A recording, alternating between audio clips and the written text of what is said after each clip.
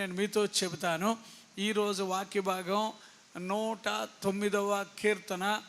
చూడండి, 109వ కీర్తన 17వ వచనం ఒక్కసారి మనము చదువుదాం. 109వ కీర్తన 17వ వచనాన్ని మనం చదువుదామండి. శపించుట వానికి ప్రీతి గనుక, శపించుట వానికి ప్రీతి గనుక, అది వాని మీదికి వచ్చి ఉన్నది, అది వాని మీదికి వచ్చి ఉన్నది.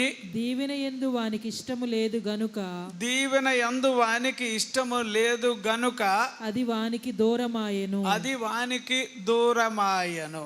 రెండు విషయాలు మనం ఇక్కడ చదువుతున్నాం. రెండు విషయాలు. ఈ రెండు విషయాలు ఏమిటి అని అంటే, మొట్టమొదట దేవుని పిల్లలు ఎవరైనా కూడానండి, ఏమండి, దేవుని పిల్లలు ఎవరైనా కూడానండి, మొట్టమొదట ఎవరిని మనము ఏమండి శపించడానికి కానీ, ఎవరి మీద కూడా అభియోగాలు వేయడం కానీ, ఎవరి గురించి అయినా కూడా ఆ మనిషి లేనప్పుడు వాళ్ళ మీద మనము రకరకాలు మాటలు మాట్లాడడం కానీ, ఇవి దేవుని పిల్లలకి ఉండకూడదు.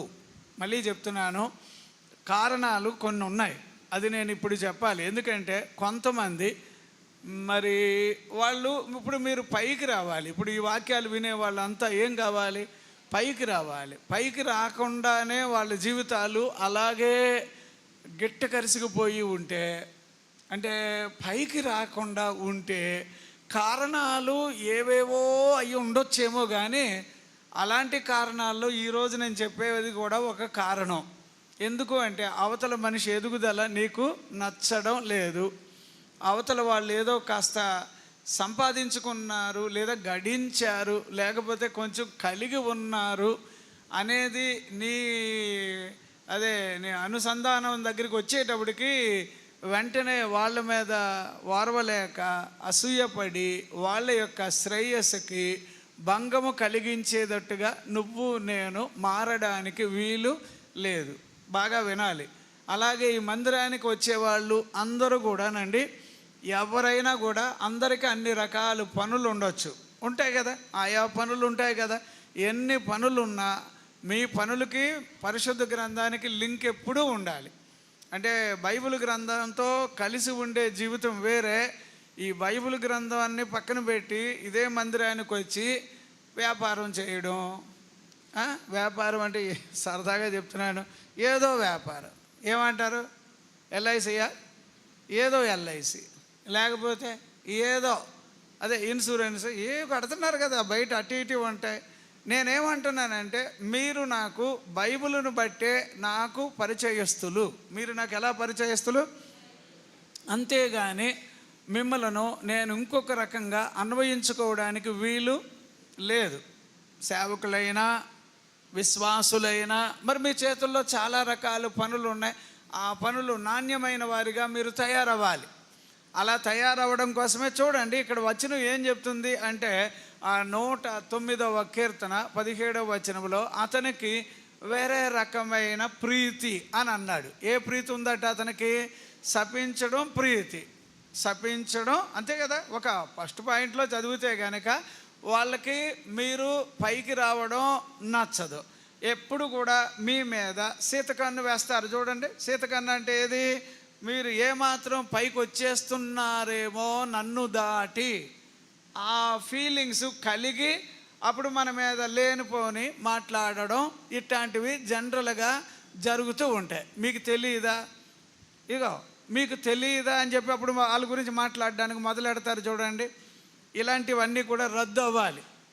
నేను ఎన్నో వాక్యాలు, కొన్ని దగ్గరగా కొన్ని వేలు వాక్యాలు చెబుతున్నా.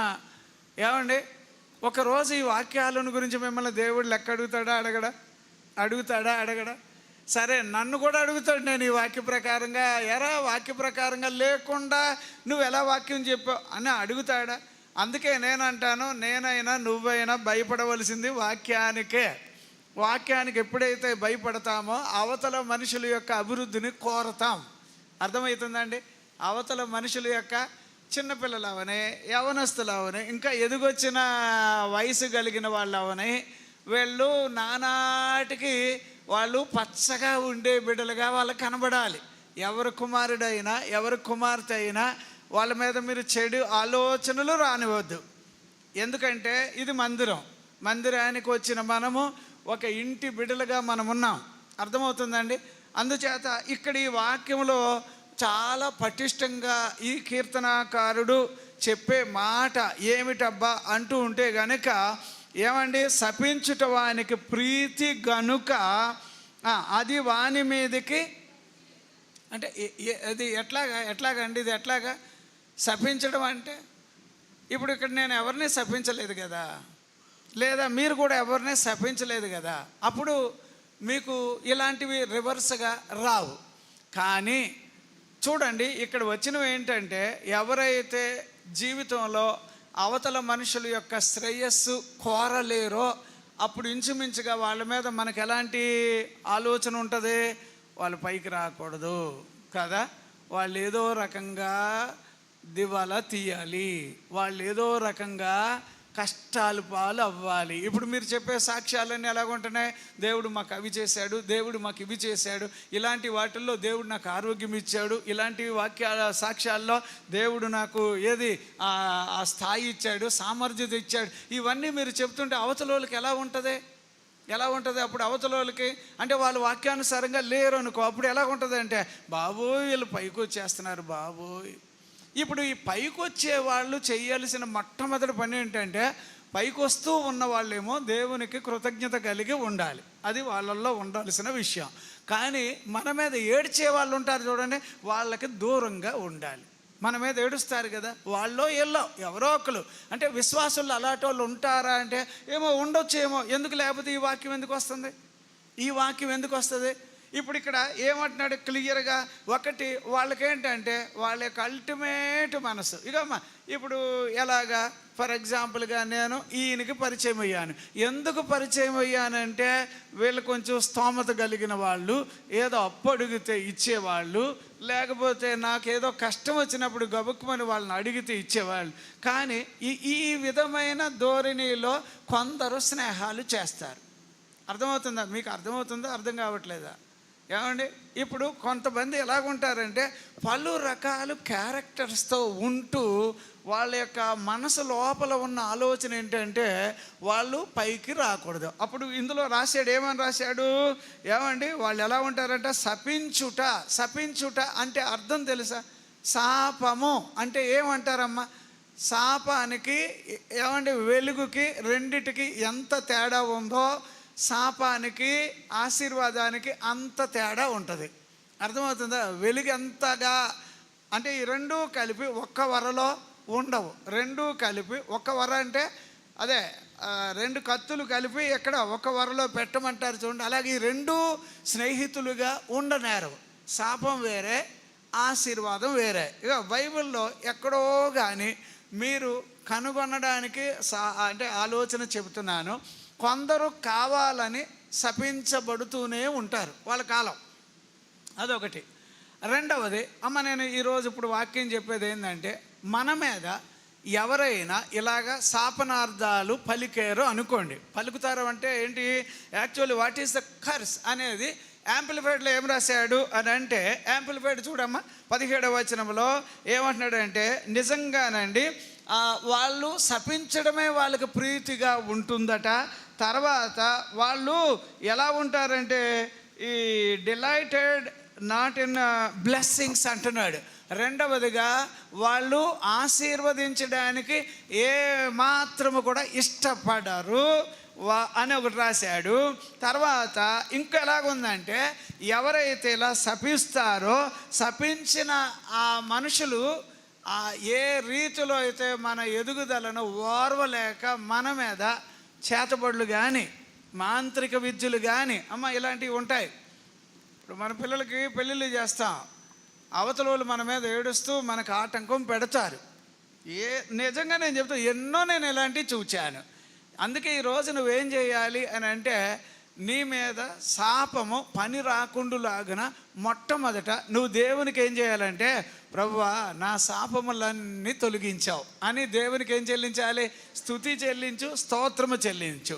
ఏ శాపమైనా, ఏ మాంత్రిక ఏది పని అయినా, ఏ చేతబడైనా నా మీద కానీ, నా ఇంటి మీద కానీ, నా పిల్లల మీద కానీ ఏలుబడి చెయ్యడానికి వీలు లేదు. కారణం, అక్కడ నీ ఆశీర్వాదం ఉండునుగాక. ఆశీర్వాదం ఉన్న చోట శాపము ఉండదు. అర్థమవుతుందా? అంచేత నేను అంటాను, ఇప్పుడు శాపానికి చాలా రకాలైన పేర్లు బైబిల్లో ఉన్నాయి.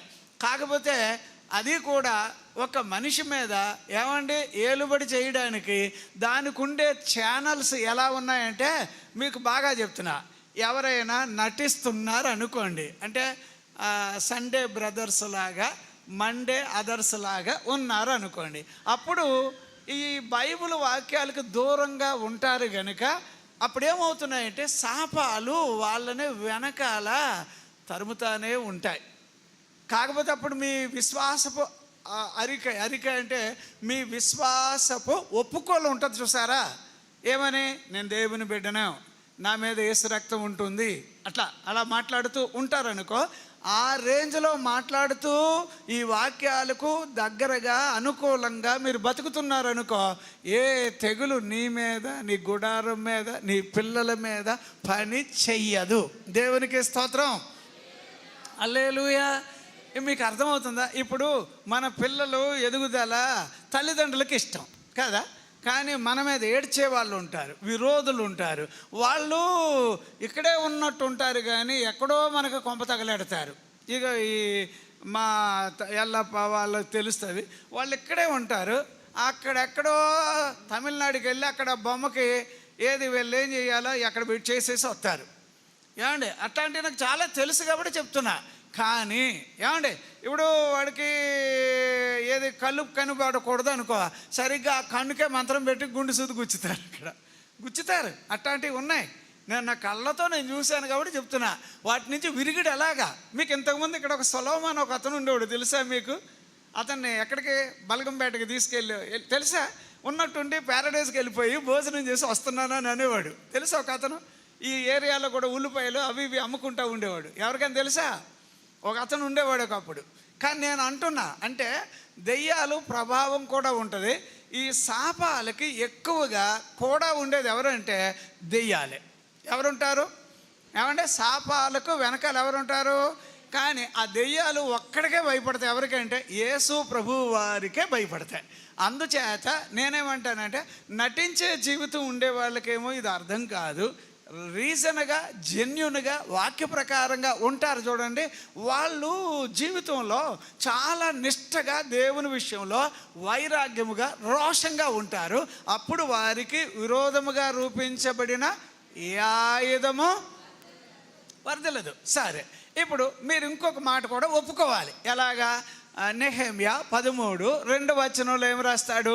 నెహెమ్యా 13:2 మనం చదువుతాం. ఏమని చదువుతాం? అది చదవండి అమ్మ ఒకసారి. 13. అన్నపానములు తీసుకొని ఇశ్రాయేలీయులకు ఎదురు పడక వారిని శపించుమని బిలామును ప్రోత్సాహపరిచిరి. అయినను మన దేవుడు ఆ శాపమును ఆశీర్వాదముగా మార్చినని. అమ్మ ఇప్పుడు మీకు అర్థమవుతుందా? అయినను మన దేవుడు ఏం చేశాడట? ఆ శాపమును. అమ్మ అప్పుడు బిలాం అంటే ఎవరు చెప్పండి? బిలాం అంటే ఆ రోజుల్లో ఏమండి ప్రజలందరికీ ఏం తెలుసా? ఆ మనిషి ఏదంటే తూచా తప్పకుండా అలా జరిగిపోద్ది. అర్థమవుతుందా?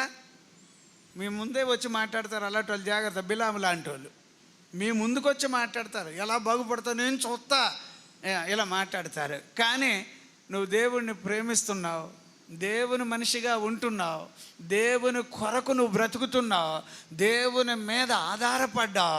అందుచేత ఆయన నీ మీదకి వచ్చే ఎంతటి వస్తాదులాగా ఉన్న బిలాం అంటే దేవుని మనిషే, కానీ దేనికో ఆశపడి ఏం చేస్తున్నాడు?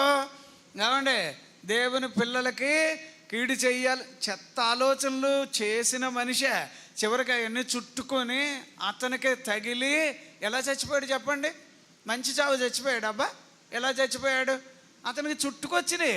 ఏంటంటే అతనికి అర్థమైంది, నేను దేవుని పిల్లలను శపించడానికి ఇంత ప్రయత్నం ఎందుకు చేశాను. అది అతను బాధ. రిలీజ్ అయ్యాకి ట్రైన్ తీసుకునే లోపల ఆడి వల్ల కాలే. చివరికి ఏమండి, బైబిల్లో అతనికి ఏం పేరు పెట్టారు చెప్పండి? ఏమండి?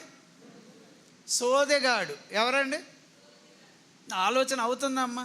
బిలాముకి అర్థమైపోయింది, ఈ దేవుని పిల్లల మీద నేను మంత్రించిన, ఈ దేవుని పిల్లల మీద నేను చేతబడులు చేసిన, ఈ దేవుని పిల్లల మీద మాంత్రిక విద్యలు నేను ప్రయోగించిన, అట్లా కాదు ఏమేమి చేసేస్తే ఆ విధంగా ఎంతోమంది నా కళ్ళ ముందు ఇదైపోయారు కదా, అప్పుడు వీళ్ళని ఎలాగన్నా చేయొచ్చు అనుకుంటే లేదు లేదు, ఆ చుట్టుపక్కల ఆ ఉన్న దేవుని పిల్లల దగ్గర దేవుడే ఉండి ఆ శాపాన్ని వాళ్ళకి తగలనివ్వలేదట.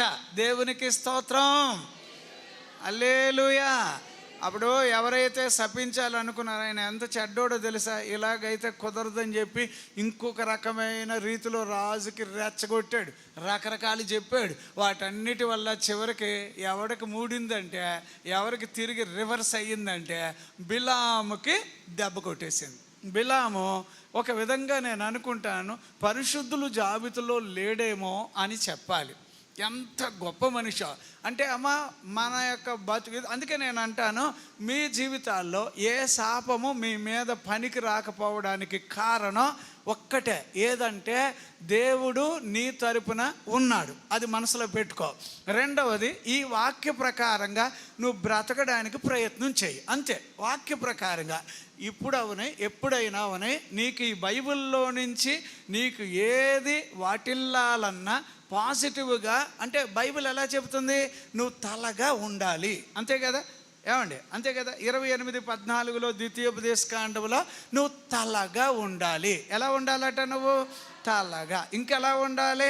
పైవాడిగా ఉండాలి. ఎలా ఉండాలి చెప్పాలి. అప్పుడు ఇవన్నీ కూడా మీరు ఆశీర్వదించబడ్డారు అనడానికి సూచనలు. అవన్నీ కూడా అర్థమవుతుందా?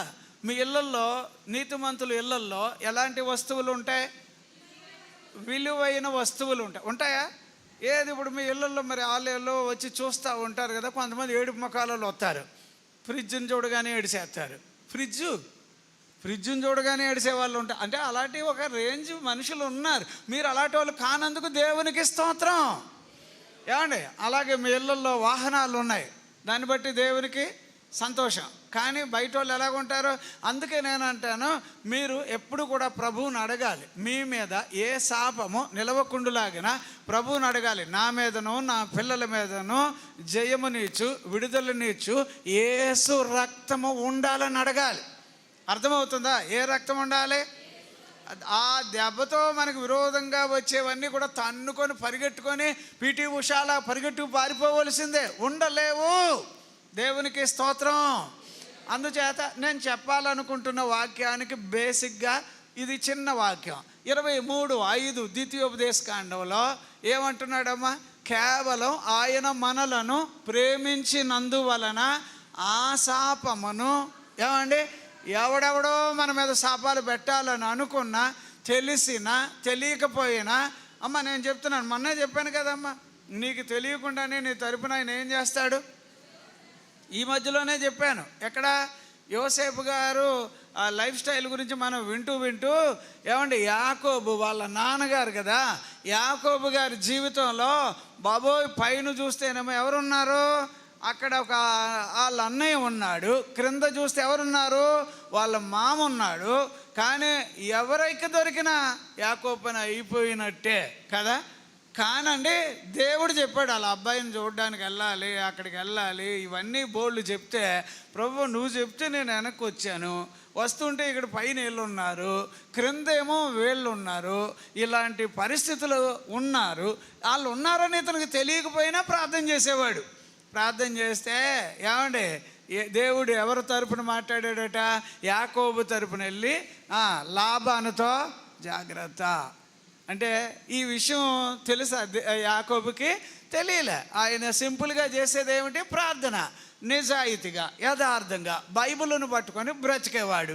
అది ఏమండి చివరికి ఎక్కడికి వెళ్ళింది అంటే, ఏమండి రాత్రి సమయంలో పట్టేసుకోవాలని అనుకున్న ఆయనకి దేవుడు వెళ్ళి, లేదు లేదు నువ్వు అలాగే ఏం చెయ్యొద్దు, కారణం ఏంటంటే యాకోబు నేనే ఇక్కడికి రప్పించా, నువ్వు అతని మీద ఏం చేసినా జాగ్రత్త సుమా, తేడా వస్తే కనుక అట్టాగిట్టా కాదని చెప్పి దేవుడే ఓ మనిషితో మాట్లాడినట్టుగా మాట్లాడేశాడు. దెబ్బతోటి ఆయనకు అర్థమైపోయింది. అంటే నేను అంటున్నాను, నీకు తెలియకుండా నువ్వు ఆశీర్వాదకరంగా ఉండడానికి నీ తరపున ఆయన ఏం చేస్తాడు? యుద్ధమాడే దేవుడు. దేవునికి స్తోత్రం. నీ మీద ఆయనకు ప్రేమ ఉందా లేదా? ప్రేమ ఉందా లేదా? ఇప్పుడు మీరు ఏం చెయ్యండి? ప్రభువా నా మీద కానీ నా పిల్లల మీద కానీ ఏమండి ఏం ఉండకూడదు? మొట్టమొదట మాంత్రిక శక్తులు, దురాత్మ పనులు, చెడ్డ ఏది సైతాను యొక్క ఏది వాడి లక్షణాలు ఏవియూ నా మీద కానీ నా కుటుంబం మీద కానీ నా పిల్లల మీద కానీ పని చెయ్యకూడదు అని అక్కడ నీ రక్తం ఉండునుగాక. అలాగ నేను నీ బిడ్డనని చెప్పడానికి నా నోట నుంచి నీ వాక్యములు వచ్చునుగాక. శాపం రావద్దు, శాపం రావద్దు. ఒకవేళ అమ్మ మీకు బాగా తెలిసిన వాళ్ళే మిమ్మల్ని శపించారు అనుకోండి, అప్పుడేం చేస్తారు?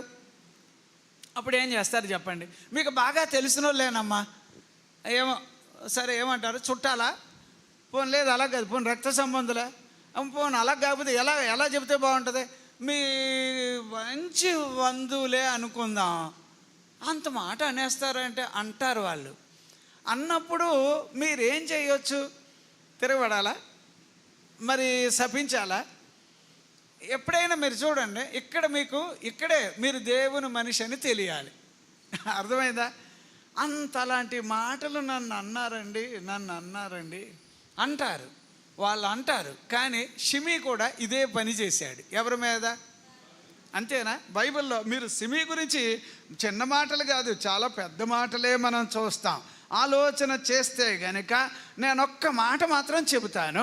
ఇందులో నుంచి మీరు బాగా గుర్తుపట్టి, ఎంతటి మనిషి అయినా నిన్ను శపించడానికి ప్రయత్నం చేసినప్పుడు, అది 2వ సమూయేలు 16:5-9 వచనాలు ఎంతలాగా మాటలు మాట్లాడాడో తెలుసా?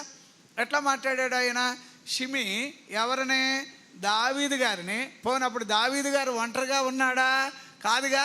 దావీదు గారి దగ్గర ఖరీదైన సైనికులు ఉన్నారు. చదువుతారమ్మా ఒకసారి? చదవండి. జనులందరూ బలాఢ్యులందరూ దావీదు ఇరుపార్శ్వములనుండగా రాజైన దావీదు మీదను అతని సేవకులందరి మీదను రాళ్ళు రువ్వుచూ వచ్చెను. ఈ షిమీ నరహంతకుడా, దుర్మార్గుడా, చీపో నీ వేలవలెనని నీవు వెళ్ళగొట్టిన సౌలు ఇంటివారి హత్యను యెహోవా నీ మీదకి రప్పించి. ఇప్పుడు ఇన్ని మాటలు ఎవరంటున్నారు? షిమీ ఎవరి మీద? దావీదు. ఇప్పుడు లెవెల్ ఎంత గొప్పదో తెలుసా? దావీదు చుట్టూ ఎవరున్నారు? చాలామంది ఉన్నారమ్మా. అనుకుంటే అందులో ఒక ఆయన అడిగేశాడు, ఏమి సార్ ఒక్క ఛాన్స్ ఇవ్వండి, ఆడిని 2 నిమిషాల్లో లేపేసుకొని వచ్చేస్తాను ఇక్కడికి అంటే, రే వద్దురా, ఆడు అలా తిట్టాల్సి వచ్చింది అనుకుంటా, దేవుడు చూసుకుంటాడులే. ఈ విషయంలో ఏమంటాడు అక్కడ అంటే, నేను అంటున్నా అమ్మా, ఇది బాగా గుర్తుపట్టండి. నీ కళ్ళ ముందే ఆడిపోసుకున్నారు మీ మీద. అయినా కూడా మీరు ఎవరి మనిషిగా ఉండాలి? దేవుని మనిషిగా, ఈ బైబిల్ మనిషిగా మీరు ఉండండి. మరి అలాంటప్పుడు మీరు ఎక్కువగా మీరు బాగా ఆలోచన చేయండి. నీ తరపున దేవుడు యుద్ధం ఆడతాడా? ఆడడా? నీ తరపున. ఎందుకో తెలుసా? నీకు అక్కడ స్తోమత ఉంది, స్థాయి ఉంది అనుకుంటే 2-3 మీద పంపితే అవతలోడిని అణిచేసి మళ్ళీ లేవకుండా తొక్కేవచ్చు. అయినా కూడా నువ్వు చేసింది ఏదో తెలుసా? అక్కడ దావీదు గారు ఇచ్చిన స్టేట్మెంట్ ఏంటంటే, అనుకోని ఏమండి మీకు అర్థమవుతుందా? ఇప్పుడు అదే సూర్యుడు ఉదయించాడని చెప్పి ఒక కుక్క పోమని అరుస్తుంది అనుకో, ఏమంటే ఎవరు లాస్ అవుతారు? సూర్యుడు లాస్ అవుతాడా? కుక్క లాస్ అవుతుందా? ఎందుకు? ఉదయం నుంచి అరుస్తూనే ఉంటుంది అది. ఎంత అరిసినా సూర్యుడు ఏమంటాడో తెలుసా? నా పని నేను చేసుకుపోతే నువ్వు అరుచుకుంటే అరుచుకోరా అంటున్నాడు. కానీ ఏమండి, అక్కడ మనకు కావాల్సింది ఏంటంటే దావీదు దేవుని మనిషిగా ఉన్నాడు, అంతే. దేవునికి స్తోత్రం. ఇంకో మాట చెప్పనా ఏమండి, 17వ అధ్యాయం మొదటి సమయాలు ఎన్నమ్మా 43 ఒకసారి చదువుతారా? అది కూడా మనం చూడాల్సిన ఒక మాట. 17వ అధ్యాయం. ఫిలిష్తీయుడు కర్ర తీసుకొని నీవు నా మీదకి వచ్చుచున్నావే నేను కుక్కనా అమ్మా, నేనేమన్నా కుక్కనా అని దావీదుతో చెప్పి తన దేవతల పేరు ఎవరి పేరు మీద అమ్మా. ఇప్పుడు చూడండి, ఇప్పుడు శాపాలు, ఈ భయంకరమైన దరిద్రత, ఇవన్నీ వేటి నుంచి అని అంటే 99% దెయ్యాల వల్ల, దేవతల వల్ల, దుష్ట శక్తుల వల్ల, పలు రకాలుగా ఇవి. అంటే ఇంకొక మాట నేను ఎలాగంటున్నాను వినండి, నా మాటేనండి. మీరు ఒకవేళ ఇళ్ళల్లో మాట్లాడుకుంటున్నప్పుడు కూడా నేను ఇంకా బతుకున్నాను, చచ్చిపోతే మంచిది అని అన్నారు అనుకో, ఆ మాట ఎవరంటారు చెప్పండి? ఎవరంటారు? మీరు అన్నారు ఇలాగా, ఏమని? నేను ఇంకా బతుకుండడం ఎందుకు కానీ చచ్చిపోయి ఉంటే బాగుంటుందని నువ్వు అంటున్నావు. నువ్వు అనగానే ఫస్ట్ ఎవరంటారు? దేవుడు వింటాడు. దెయ్యం వినదా? సైతానండా వింటదా? ఏంట్రా? ఇక సరిగ్గా నీకు ఇలాంటి ఇంకొక సమస్య వచ్చినప్పుడు వెంటనే దేవుడైనా నిన్న అలా వద్దునా అన్న అని ఆపుతాడు. కానీ దెయ్యం ఏమంటుంది తెలుసా? సైతానికి ఆ రోజు అనలేదా చచ్చిపోతే మంచిదని అనలేదా? ఇంకా ఎందుకు ఆలస్యం చేస్తున్నావు? చచ్చిపోవచ్చు కదా. అర్థమవుతుందా? ఎవరంటున్నారు ఇప్పుడు? అంటే నువ్వు మాట్లాడుతున్నప్పుడు నీ ఇళ్ళల్లో ఏదో పరిస్థితిని బట్టి ఒకవేళ కోపంతో నువ్వు అనేసేవేమో, కానీ ఇప్పుడు వాపస్సుకి రండే. నేను ఇప్పుడు వాక్యం ముగించే లోపు మీరేం చేయాలి తెలుసా? ఇలాగ నువ్వు ఎప్పుడైనా నీకు నువ్వు హాని చేసుకోవాలని నువ్వు మాట్లాడితే దేవుడు విని ఇదేంటి ఇలాగా, అమ్మ నేను ఇలాగ ఎందుకు వాక్యం చెప్తున్నానో చెప్పమంటారా? ఇప్పుడు ఏలియా గారు ఎవరి దగ్గరికి వచ్చారు? ఒక విధవరాల ఒక అబ్బాయిని కలిగి ఉంది. ఆ అమ్మగారి దగ్గరికి 17వ అధ్యాయం అమ్మ, 1వ రాజులు 17వ అధ్యాయం. అందులో మీరు చూడగలిగే వచనాన్ని ఆలోచన చేస్తే అందులో మనకి బాగా కనిపించేది ఏమిటంటే, అతడు దగ్గరకు వచ్చాక 12వ వచనం ఒకసారి చదువుతామమ్మా. 1 రాజులు 17వ అధ్యాయం 12వ వచనం. అందుకు ఆమె నీ దేవుడైన యెహోవా జీవము తోడు తొట్టిలో పట్టెడు పిండియు. ఎంత ఉందమ్మా? తొట్టిలో ఎంత పిండి ఉంది, బుడ్డిలో కొంచెం నూనె ఉంది. నా ఎద్దు ఉన్నవే గాని అప్పం ఒకటైనా లేదు. మేము చావక ముందు. అమ్మా వినండి, ఈ మాటే వినాలి. ఇప్పుడు ఏలియా గారి దగ్గర ఆవిడ మాట్లాడే మాట ఏమిటంటే, అయ్యా చచ్చిపోయే ముందు కూడా కాస్త తిని చచ్చిపోదామా అని ఉన్నాం మేము అంటుంది. అర్థమవుతుందా మీకు? అర్థమవుతుందా? ఇప్పుడు ఆవిడ మాట ఏలియా గారి దగ్గర ఏం చెప్పి ఉండాలి? ఏమండి, ఒకవేళ అట్లాగా మీరు ఎవరోలా కనిపించారు, ఏదో నీళ్ళు అడిగితే నీళ్ళు అంటే ఏదన్నా ఇవ్వగలుగుతాం, కానీ మీరు రొట్టె అడిగారు, మాకే స్థాయి లేదు, మేమేదో బతుకుతున్నాం కానీ అంతంతగా బతుకుతున్నాం, కాకపోతే నీతో చెప్తున్నా మేము చచ్చిపోవడానికి తింటున్నాం. ఇప్పుడు మీరు ఆ మాట వాపస్ అవ్వాలి. అర్థమైందా? మీరు ఏమన్నా తినేది ఎవరి కోసం? యేసయ్య కోసం బతకడానికి. ఎవరి కోసం తింటున్నారు చెప్పండి అమ్మా, గట్టిగా చెప్పండి. కానీ ఇప్పుడు ఈ అమ్మగారు ఏమందో తెలుసా అమ్మా? ఈ అమ్మగారు అలా చెప్పినందుకు ఏలియా గారు అలాగే చూస్తున్నాడు. ఓకే సరే, నువ్వు ముందెళ్ళి రొట్టె తీసుకురా అమ్మా అన్నారు. ఆమె వెళ్ళి ఏదో తెచ్చింది, తేగానే ఆ పిల్లోళ్ళకి ఆయన అందరూ తిన్నారు. కానీ ఇంకా మిగిలిందట. ఆ కరువు కాలం అంతా కూడా వాళ్ళు సేవ్ అయ్యారు అని ఉంది అక్కడ వచనాల్లో. మీరు ఇంకొక వచనం కూడా చదివితే అందులో 17వ వచనం చదువుతారమ్మా, అక్కడ ఏముందో చూద్దాం. తర్వాత ఆ ఇంటి యజమానురాలనైన ఆమె కుమారుడు రోగి అయి ప్రాణము నిలువజాలనంత వ్యాధి గలవాడాయెను. ఏమైపోయాడట ఆ పిల్లోడు? తింటున్నారు కదా, మరి అట్లు వేసుకుంటున్నారు, నూనె ఉంది, నీళ్ళు ఉన్నాయి, అన్నీ బాగున్నాయి. మరి ఇప్పుడు ఆ అమ్మగారు ఉద్దేశం ఏంటి? చచ్చిపోవడానికి తింటున్నాం. దేనికోసం తింటున్నారట చెప్పండి అబ్బా? మీరు దేనికోసం తింటున్నారు భోజనం చెప్పండి అబ్బా? అయ్యో అందరూ నన్ను చిక్కుపోయారని అంటున్నారు, అందరూ నన్ను ఎలాగా? ఇప్పుడు ఏం లేదు, ఆళ్ళకి నీవు కొంచెం నున్నగా కనబడాలి, అందుకు తింటున్నావా? లేదు లేదు, యేసయ్య కోసం బతకడానికి తింటున్నావు. దేవునికి స్తోత్రం. చెప్పరా, గట్టిగా చెప్పరా. ఎవరి కోసం తింటున్నారు? అందుకోసం నేను చెప్తున్నా, వినండి అమ్మా. మీకు కొన్ని సందర్భాలు ఎలా ఉంటాయంటే, ఒకసారి నాకు ఒక దైవ సేవకుడు వాక్యం చెప్తుంటే నేను విన్నాను. అది ఎట్లాగుందంటే, వాక్యాలు ఇలా చెబుతుంటే ఆ సేవకుడు ఎందుకు చెప్తున్నాడో అని అనుకుంటూ చాలా సంవత్సరాలు ఊరికే వాక్యాలు వినిపోతూ ఉండేవారు. ఒక ఆవిడ ఏం చేసిందంటే, ఇంతలాగైన కష్టంతో వాక్యం చెప్తున్నాడు అని ఆమె ఏం ఆలోచన చేసిందో, ఒకరోజు ఇలాగా ఈ రూమ్ ఉంటుంది కదా, సేవకులు వారానికి ఒకసారి 2 సార్లు ఇక్కడ కూర్చొని వచ్చిన వాళ్ళతో మాట్లాడతాక ఈ రూము, అలాంటి రూములో పాస్టర్ గారు ఉన్నారు. ఉంటే ఆవిడ ఇంత సంచి వేసుకొచ్చింది. ఏది ఆదివారం ఈ బియ్యం తెస్తారు కదా కొంతమంది, అలాగా ఆమె ఒక సంచి వేసుకొచ్చింది. ఆ సంచి వేసుకొచ్చి సార్తో మాట్లాడుతూ, ఆయన చూడగానే దూరం నుంచి చూడగానే బియ్యమేమో అనుకున్నాడట. తీరా చూస్తే అన్ని గుమ్మరించింది టేబుల్ మీద, అన్ని టాబ్లెట్లు. అర్థమైందా? అన్ని టాబ్లెట్లు ఆవిడ తెచ్చి అక్కడ కుమ్మరించి, అయ్యా నేను వాక్యాలు విన్నాక నాకు ఆలోచన కలిగి ఈ వాక్యం అంటే, ఇప్పుడు వైద్యులు ఉండొద్దంటే ఉండని, కానీ వైద్యులు కన్నా గొప్ప దేవుడు నీ కూడా ఉన్నాడని నువ్వు నమ్మాలిగా, రోజు రోజుకి విశ్వసించాలిగా, రోజు రోజుకి నువ్వు వాక్యాన్ని బట్టి దేవుని తరపున గట్టి మనిషిగా మారాలిగా. అప్పుడు అవన్నీ అలా పోసేసి అందట, 1 సంవత్సరం పైనేనండి నేను మందులు అంటే నేను వేసుకోవలసినవి ఇవన్నీని అలాగా, కానీ నేను మానేసి ఏది దేవుడు నన్ను కాపాడుతాడని అంటే, అప్పుడు వాళ్ళ ఇంట్లో వాళ్ళందరూ అన్నారట, ఏమ్మా పిచ్చి పని చేస్తున్నావు, మందులు వాడాలి అవి వాడాలి చెప్తారు. అయినా వీటన్నిటికన్నా శక్తి గలవాడ కాదా ఈ బైబిల్ దేవుడు?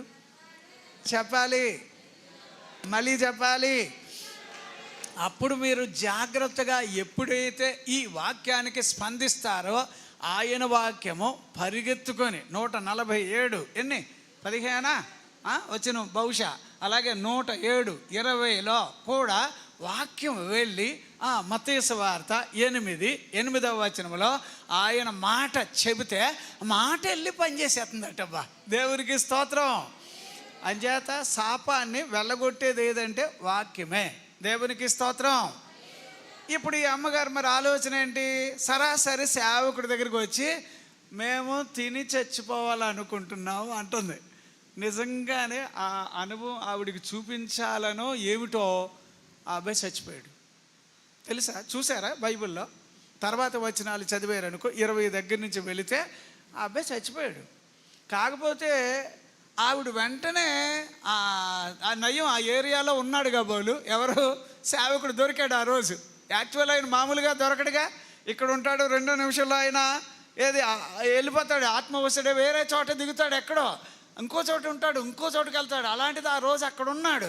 ఆవిడ వెంటనే ఎందుకయ్యా నన్ను నా పాపాలు గుర్తు తెచ్చి అంటే, ఇప్పుడు ఆవిడ మేము తినడానికి ఎందుకు తింటున్నాం అంటే చచ్చిపోవడానికంట. ఇప్పుడు మీరేంటి, మనుషుడు రొట్టె వలన మాత్రం కాదు, కానీ ఇప్పుడు మీరు తింటున్నారు, భుజిస్తున్నారు, ఉంటున్నారు, ఏది జీవితకాలం నడుస్తుంది దేనికోసం? నా యేసయ్య కోసం. నా మటుకైతే బ్రతుకుట క్రీస్తే, చావైతే అంటే ఇప్పుడు ఏం తప్ప అంటే ప్రభువు నీ లోపల ఇమిడిపోవాలి. దేవునికి స్తోత్రం. హల్లెలూయా. మీకు అర్థమవుతుందా? ఇప్పుడు ఆలోచన చేయండి. ఎవరిని? దావీదు గారిని గొల్యాతు శపించాడా లేదా? ఎవరి పేరు మీద? వాళ్ళ దేవతల పేరు మీద, వాళ్ళకు ఉండే దుష్ట శక్తుల పేరు మీద అంతలాగా శపిస్తే ఒక్కటైనా దావీదు మీద పడిందా? చెప్పండి అబ్బా. దావీదు మీద ఆవరించబడిందా? మీరు ఇంకా చెప్పమంటారా నన్ను? ఎక్కడమ్మా? 135లోనే ఎక్కడ చదువుతాం? ఏమండి, దావీదు ఎక్కడ దేవుని గురించి ఏం చేసేవాడట? భలే వచనాలు ఉంటాయి కదా. 135 అన్నాను నేను, కరెక్టా? 38 చూడమ్మా, అందులో ఒకటి ఉంటుంది. 138 అమ్మా, చదవండి. అక్కడ నా పూర్ణ హృదయముతో నీకు కృతజ్ఞతాస్తుతులు చెల్లిస్తాను, దేవతల ఎదుట నిన్ను. ఎవరి ఎదుటమ్మా? ఎవరి ఎదుట అంటున్నాడు? అంటే ఇప్పుడు మీరు ఈ వాక్యాలు కొంచెం మీరు మనసులో పట్టేసుకోగలిగితే ఆ దేవతలు ఎదుట నిన్ను నేనేం చేస్తాను, కీర్తించెదను. అది 1వ వచనంలోనే మనం చదువుతున్నాం. దేవునికి స్తోత్రం, హల్లెలూయా. అమ్మా, ఏ తెగులు నీ గుడారము సమీపించదయా, అపాయమేమియు రానేరదు రానేరదయ్యా. అమ్మ, నమ్ముతారా? ఈ మాట నమ్ముతారా? ఏమండి నేను చెప్పేది, ఏ తెగులు నీ గుడారము సమీపించదయా. నమ్మే వాళ్ళు పాడండి అబ్బా. అపాయమేమియు రానేరదు రానేరదయ్యా, ఏ తెగులు నీ గుడారము సమీపించదయా, అపాయమేమియు రానేరదు రానేరదయ్యా.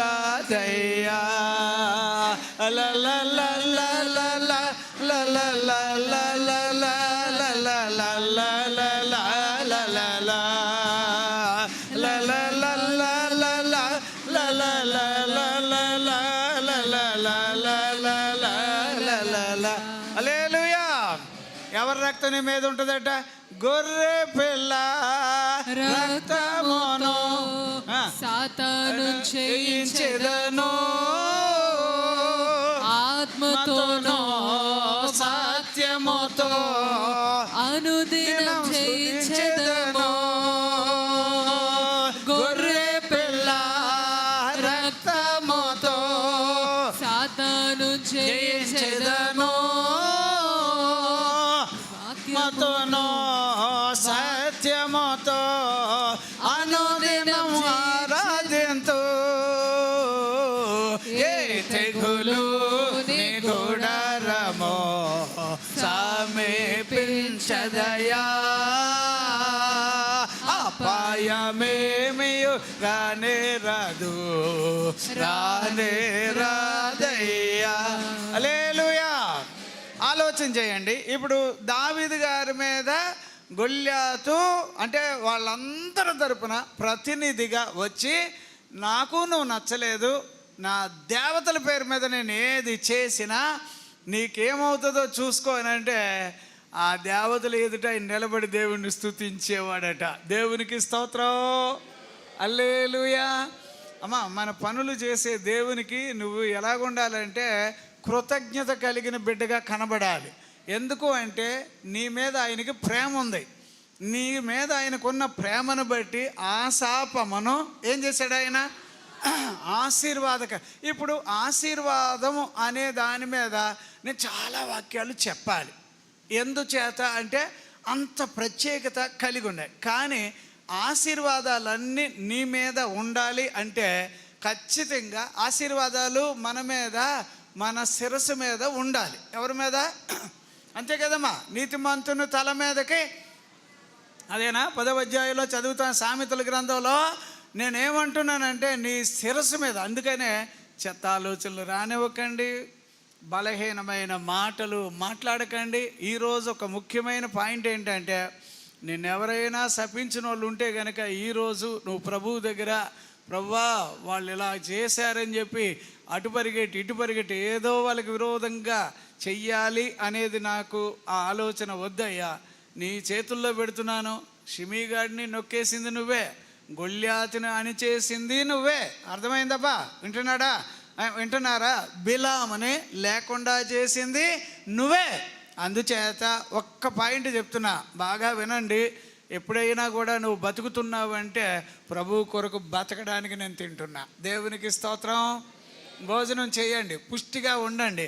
ఇక్కడ మీరు చదివితే కనుక ఏలియా గారి దగ్గర ఆ అమ్మగారు చెప్పిన తర్వాత పిల్లోడి దగ్గరికి వెళ్ళి ఆయన ప్రార్థన చేసి అప్పుడు ఆమెను పిలిచి, ఏమ్మా చూడు మీ అబ్బాయి బతికడి తీసుకెళ్ళు అని చెప్పాడు.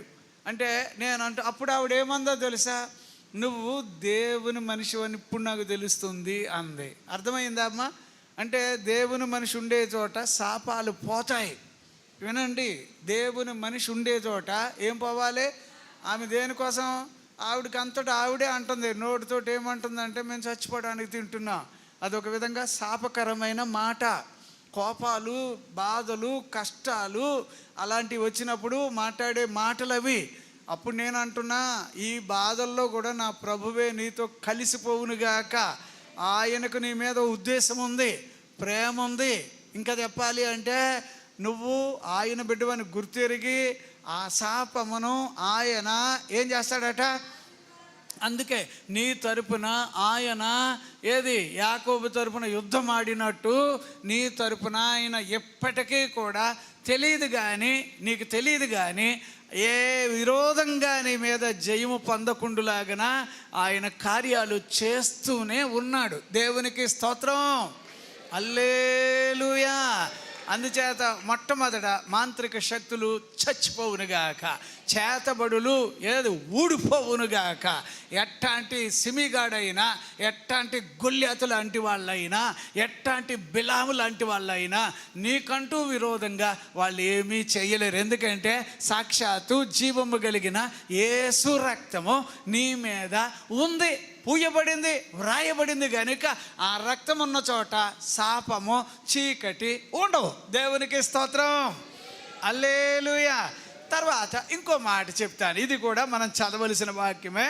అమ్మ, ఇప్పుడు కొంతమంది శాపము అనే దానికి ఇంకొక మాట ఏంటంటే, బాగా తెలిసిన వాళ్ళై ఉంటారు, ఎప్పుడు చూసిన అపశకునం పక్షిలాగా మన జయము వాళ్ళకి నచ్చక, మన ఆరోగ్యము వాళ్ళకి నచ్చక, మన అభివృద్ధి వాళ్ళకి నచ్చక ఎప్పుడు దుర్వార్తలు తీసుకొని వస్తారు మన ఇంటికి.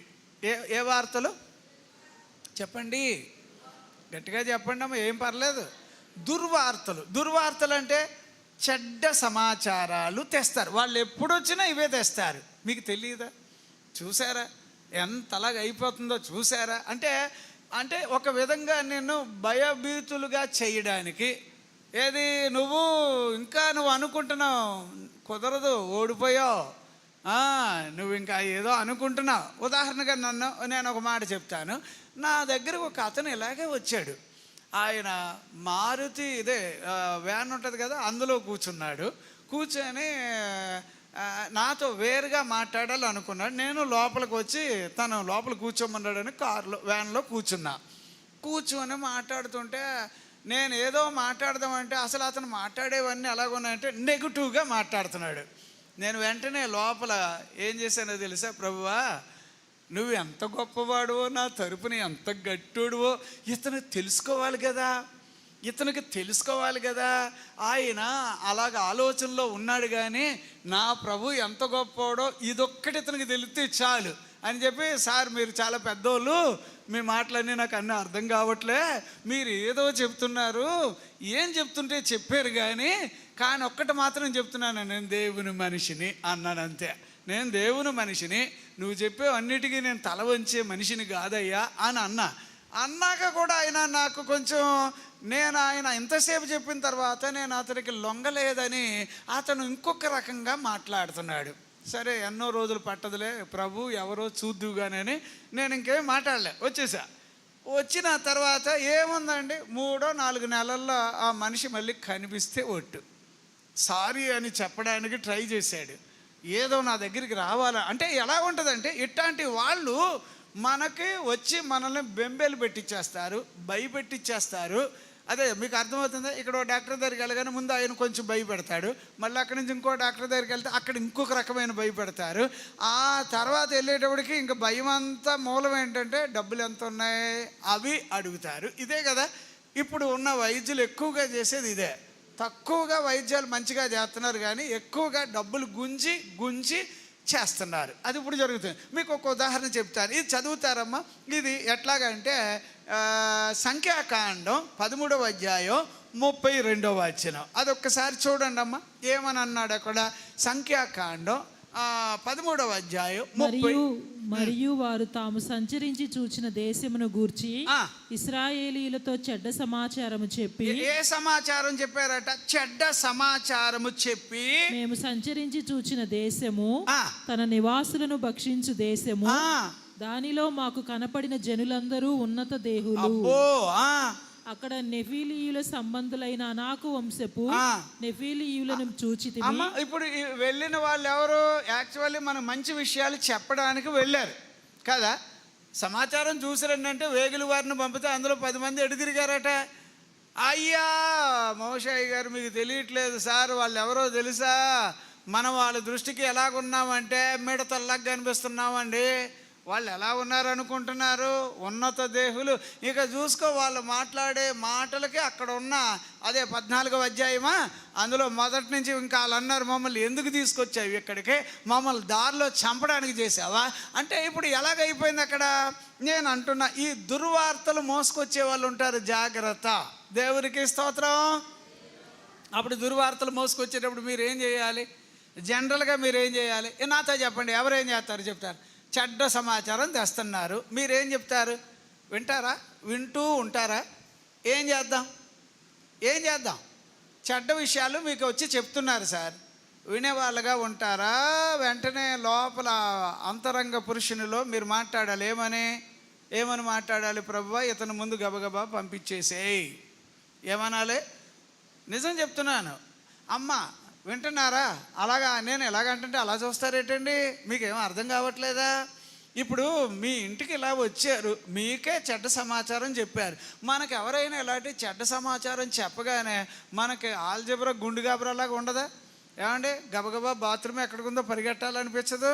ఏమండి ఏ నిర్ణయం తీసుకోవాలో తెలియదు, ఎలా ఉండాలో తెలియదు, కంగారు అయిపోతాం, ఆగమైపోతాం.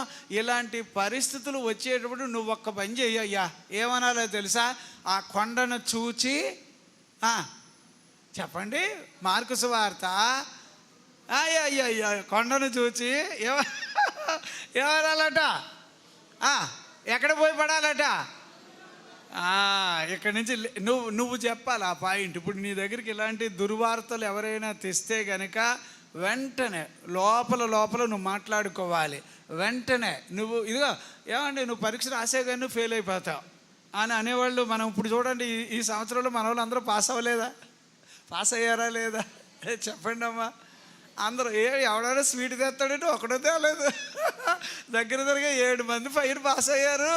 ఎవడు అదేంటి ఇలాగున్నారేటో, ఇలా అమ్మ బాబులు పిసినారు వాళ్ళు అనుకుంటా. ఓకే, దేవుడు దీవించగాక. మన పిల్లలు ఏమవ్వాలట? నానాటికి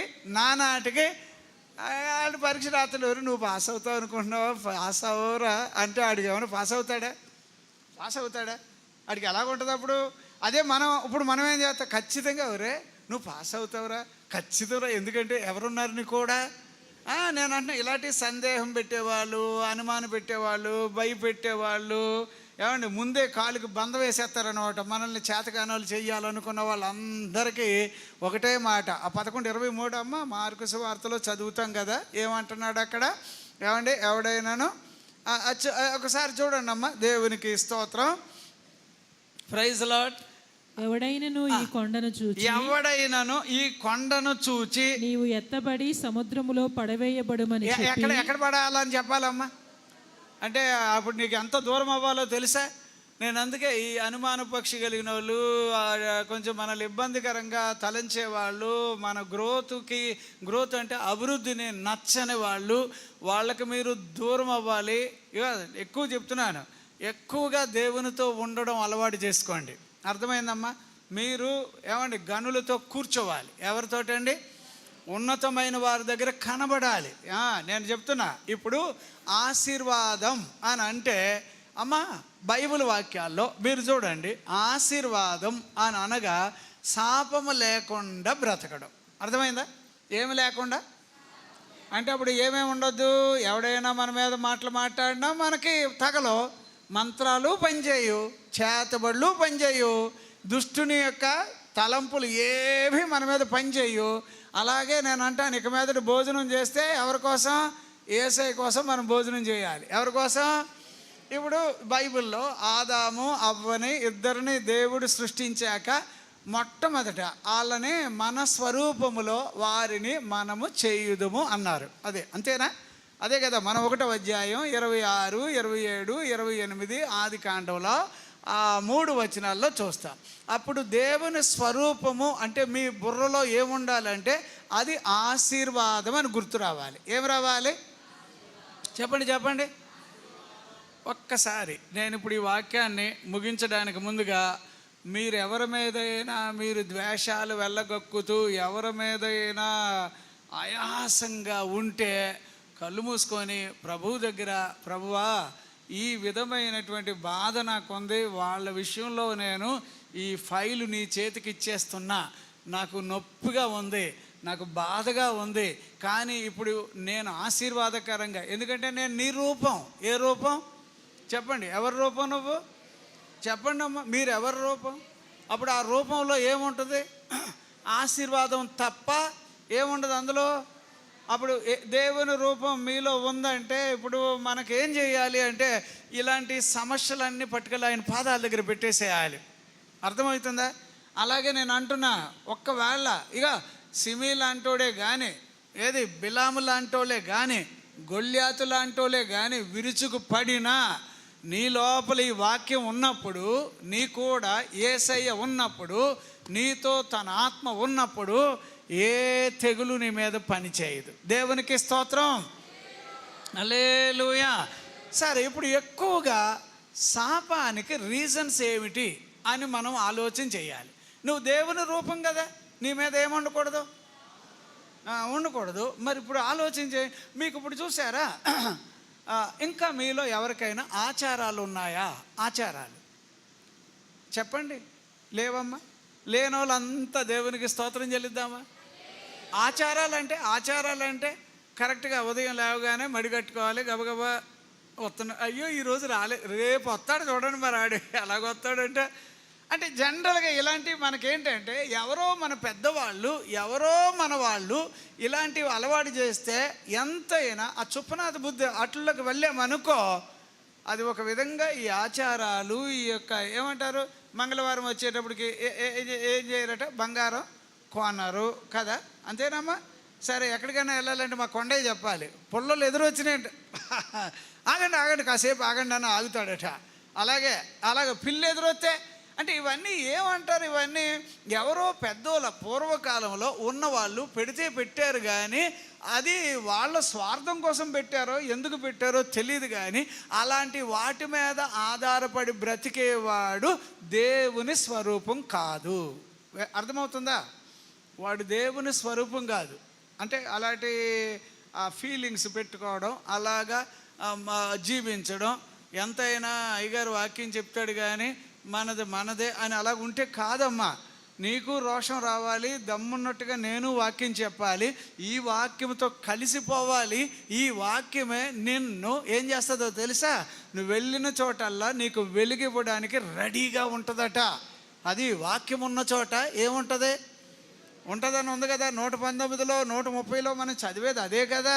అంచేత ఏమండి, నా పాయింట్ ఏనండి, ఆచారాలకి స్వస్తి కొట్టేసేయాలి. ఇప్పుడు దేవుని స్వరూపం, ఫర్ ఎగ్జాంపుల్గా మీకు తెలుసా ఏమండి అమ్మా, చాలామందిని నేను గమనిస్తాను, మీరు ఎన్నైనా చేయండి కానీ మాకుంటాయి అంతే కొన్ని పద్ధతులు ఉంటాయి.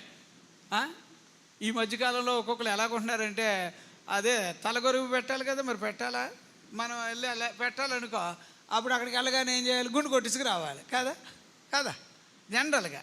ఇప్పుడు ఏం చేస్తున్నారు, ఎవరు గుండు కొట్టించుకుంటే తెలిసిపోతుందని చెప్పి మీసాలు తీసేస్తున్నారు. ఏవి తీసేస్తున్నారు? ఏదో ఒకటి మొత్తం వాళ్ళ తృప్తి కోసం మనం పని చేసేసాం. తప్పండి, బాగా చెప్తున్నాను. ఆచారాలు మీకు బైబిల్లో ఈ వాక్యం నేను చెప్తాను. ద్వితీయోపదేశకాండం 7వ అధ్యాయం 25వ వచనం 26వ వచనం, ఈ 2 చాలు.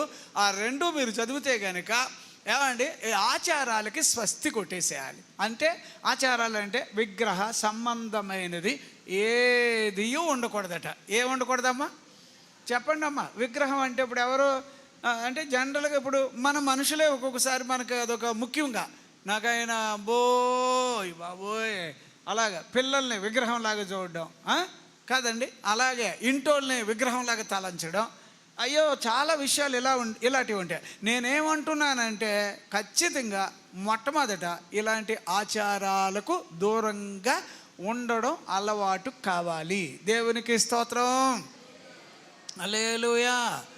నేను వాక్యాలు చెప్పే మనిషిని కదా, నా దగ్గరికి కొన్ని పెళ్ళిళ్ళు సంబంధాలు ఇలాంటివి వస్తూ ఉంటాయి. డేట్ బుక్ చేయాలనుకోండి, మనం అటు ఇటు చేస్తాకి ట్రై చేస్తాం, ఎలా ఉంటుందో చూద్దామని.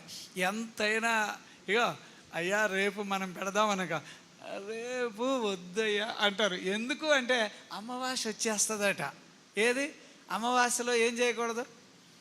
అమావాస్య వచ్చేస్తుంది. అమావాస్య రోజున పెళ్లి చేస్తే అంటే అమావాస్యను పుట్టినోడిని ఏమంటున్నారు, పెద్ద దొంగోడు అయిపోతాడా?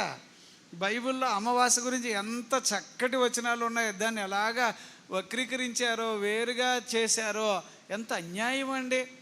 అంచేత నేనేమంటున్నానంటే ఇలాంటివి చాలా ఉంటున్నాయమ్మా.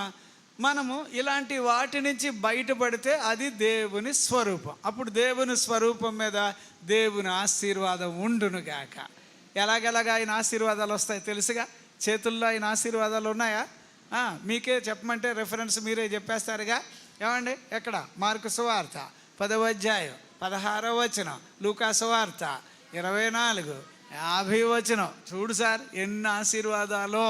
ఏమండి, అలాగే ఆయన పేరులో ఆశీర్వాదాలు ఉన్నాయా? బైబిల్ వాక్యాల్లో 9:5 అమ్మా, సకల ఆశీర్వాదములకు మించిన గానమైన, అది నెహెమ్యాలో చదువుతాం కదా. అలాగే సంఖ్యాకాండం 6వ అధ్యాయం 26వ వచనంలో, అక్కడ నా పేరు ప్రస్తాపన చేసినందుకు నేను వచ్చి వారిని అని ఎన్నో ఇప్పుడు ఈ వాక్యం చదవండి. ఇది ఆశీర్వాదమా శాపమా? వాక్యం నిండా దీవెనలే ఉన్నాయి. దీవెనలు గనిది. అర్థమైందా? నేనేమంటానంటే అమ్మా, స్వార్థంగా దేవుని వాక్యాలు సొంతం చేసుకోవాలి. వాక్యం విషయంలో నేను చెప్తున్నాను, నేను అనేక చోట్ల వాక్యం చెప్పడానికి వెళతాను. ఎప్పుడైనా కూడా ఏంటో నాకు వాక్యం చెప్పడానికి పిలిచినప్పుడు నేను అనుకుంటాను, ఇన్ని సంవత్సరాలు వాక్యం చెప్తున్నాను కాబట్టి ఏదో ఒకటి చెప్దామంటే అలా రాదు నాకు. నేను అలా పుట్టలేదు కూడా, అలా చెప్పలేను కూడా. నేనేం అడుగుతాను, ప్రభువా ఇక్కడ ఏ వాక్యం చెప్పాలి, ఆ వాక్యంలో నాకు అభిషేకం ఇవ్వమని అడుగుతాను. ఆ అభిషేకంతో చెప్తా సార్. నిజంగానండి, వాళ్ళు కూడా అలాగా ఆశ్చర్యంగా చూస్తారు. నేనేమంటున్నానంటే, మొట్టమొదట ఏమంటే నువ్వు దేవుని స్వరూపం. ఏ స్వరూపం? అదే కదా 28వ వచనం మర్చిపోకూడదు, ఆదికాండంలో. అప్పుడు ఆ స్వరూపం మీద ఆశీర్వాదమే ఉండునుగాక, శాపము ఏలుబడి చేయకూడదు. దేవునికి స్తోత్రం. అప్పుడు రోగం కానీ ఏదైనా, నేను చెప్తున్నాను, రోజు రోజుకు నువ్వు ఇలా మాట్లాడే కొద్దీ బైబిల్లోంచి మాట్లాడుతున్నావు కాబట్టి చివరికి ఎప్పుడు చిన్న ప్రార్థన చేసినా ఎంత కార్యాలు చేసేస్తాడు ఆయన. అలాంటి దేవుడు మన తరపున ఉన్నాడు. దేవునికి స్తోత్రం. ఆ తర్వాత ఇంకొకటమ్మా, మీరు చూడండి 1వ సమూయేలు 3వ అధ్యాయం 13వ వచనం చూడండి అమ్మా. అది ఎట్లా ఉంది అక్కడ? ఏమని రాశాడు అక్కడ? 13వ వచనం, 3వ అధ్యాయం 13వ వచనం, 1 సమూయేలు గ్రంథం. ఏమంటున్నాడు అక్కడ? తన కుమారులు తమ్మును తాము శాపగ్రస్తులుగా చేసుకొనుచున్నారు. ఏం చేసుకుంటున్నారంట అమ్మ చెప్పండి, ఏం చేస్తున్నారు? జాగ్రత్త, ఈ విషయంలో కూడా కొంచెం గమనించండి. మన ప్రవర్తన సరి లేకపోతే అది ఎక్కడికి తీసుకువెళుతుంది? శాపానికి తీసుకువెళుతుంది. ప్రవర్తన అంటే తెలుసా? నడవడిక. ఏమంటారమ్మా? అంటే మనం జీవించే జీవన విధానం. అర్థం చేసుకోండి, ఈ జీవన విధానంలో ఏమండి నటించి బ్రతకడం తప్పు. ఏ మనిషి ఉన్నాడని చెప్పేసి అక్కడ ఒకలాగా, మనిషి లేకపోతే ఇంకోలాగా. ఏమండి ఈ కుటుంబాల్లో కూడా, కుటుంబ వ్యవస్థలో కూడా ఈ విధమైన బలహీనతలు కలిగిన వాళ్ళు ఉంటున్నారు. ఆలోచన చెయ్యాలి. వాళ్ళు తమకు తామే చివరికి ఏమైపోతున్నారట? శాపగ్రస్తులు. ఎందుచేత? చెప్పేవాళ్ళు లేరు, గద్దించినా వింటలేదు. ఆఖరికి వాళ్ళు ఇద్దరూ కూడా చచ్చిపోయారని బైబిల్లో రాశాడండి. వాళ్ళు చనిపోయారట. నేను అనుకుంటాను, శాపంతో ఉండేవాళ్ళు దీర్ఘకాలం బతకలేరు. ఆలోచన చేయాలి. సమాజం బాగుపడాలంటే వాడికి బైబిల్ గ్రంథం కావాలి. ఏమంటే మనిషి మంచోడు అవ్వాలంటే వాడికి ఏం కావాలి? బైబిల్ గ్రంథం కావాలి. మందిరంలో ఉంటూ కూడా వాళ్ళు సరి లేకపోతే వాళ్ళ నాశనం వాళ్ళే కోరుకున్నారు. ఇప్పుడు ఇందులో 109వ కీర్తన 17వ వచనంలో రాయబడింది ఏమిటంటే, నువ్వు మంచిగా మాట్లాడడం నీకు కుదరడం లేదు కాబట్టి నువ్వు ఎప్పుడు మాట్లాడాలన్నా ఇష్టంతో శాపాలు పలుకుతున్నావు. అర్థమవుతుందమ్మా? నాకు ఒక అబ్బాయి తెలుసు, ఏమండి, అతని పేరు కూడా నేను చెప్పగలుగుతాను. అతను దెయ్యాలతో ఈ మంత్రాలు ఇలాంటి వాటిల్లో అతను ఎన్నో నేర్చేసుకున్నాడు. మన మందిరానికి కూడా బహుశా నేను ఒకసారి పిలుచుకు రావచ్చు, వస్తాడు తప్పకుండా. ఎందుకంటే నేను అనేక సందర్భాల్లో వాళ్ళకి వాక్యం చెప్పిన మనిషినే. అయితే ఆయన ఏమండి ఎంత దుర్మార్గంగా ఉండేవాడో ఆయన అనుకున్నాడు. అతని దగ్గరికి యేసు ప్రభు గురించి చెప్పడానికి వెళ్ళిన సేవకుడి గురించి చూచి అన్నాడట, ఇతనికి పెట్టాలి మంత్రాలు అనుకున్నాడట. ఎవరికి? పాస్టర్ గారికి. అయితే వెళ్ళి వాళ్ళ పెద్ద గురువు ఉంటాడు, గురువు దగ్గరికి వెళ్ళి ఎట్లనన్నా కూడా నాకు ఇలాగ పలానా అతను వచ్చి యేసు ప్రభుని నమ్ముకోమని అంటున్నాడు, ఆయనకి నేను మంత్రాలు పెట్టాలి, ఏ మంత్రాలు ఉన్నాయి చెప్పు అన్నాడట పెద్ద ఆయన్ని. అడిగితే ఎవరికైనా ఏమైనా చేయొచ్చు, కానీ దేవుని పిల్లలకి ఏం చేసినా అది తిరిగి రివర్స్ అవుతుంది అంటే అప్పుడు ఆయన దేవుణ్ణి నమ్మాడు, అప్పుడు ఆయన యేసు ప్రభుని అంగీకరించాడు. అప్పుడు అతను అతను అదే మిషన్లు, కుట్టు మిషన్లు ఉంటాయి కదా, అందులో అతను పెద్ద పోస్టులో పనిచేస్తాడు అతను, ఆ మనిషి. అంటే నేను అంటున్నా, చూడు సార్, ఒక్కటి మనము అలవాట్లలో జాగ్రత్త, రెండవది క్యారెక్టర్ విషయంలో అజాగ్రత్తగా ఉంటే శాపాలు మనిషి మీదకి రావడానికి ఛానల్ ఉంది. కానీ నీకు ముందే నేను చెప్తున్నా, నువ్వెవరో దేవుని బిడ్డవు, తాళవు. ఎలాగుండాలి? తాళగా. నువ్వు ఎలాగుండాలి? పైవాడిగా. ఒకవేళ ఏదైనా అడ్డొచ్చినా ఆ కొండను చూచి యేసు ప్రభు పేరు మీద లేచి వెళ్ళిపోని చెప్పే అంత బైబిల్ ధైర్యం నీకు రావాలి. దేవునికి స్తోత్రం. హల్లెలూయా, హల్లెలూయా. నువ్వు దేవుని స్వరూపం కనుక నీ మీద శాపం పని చెయ్యదు. మీ పిల్లలకు కూడా చెప్పండి, మీ బంధువులకు కూడా చెప్పండి ఈ మాట. నువ్వు దేవుని స్వరూపం, ఆయన రూపంలో నువ్వు ఉన్నావు.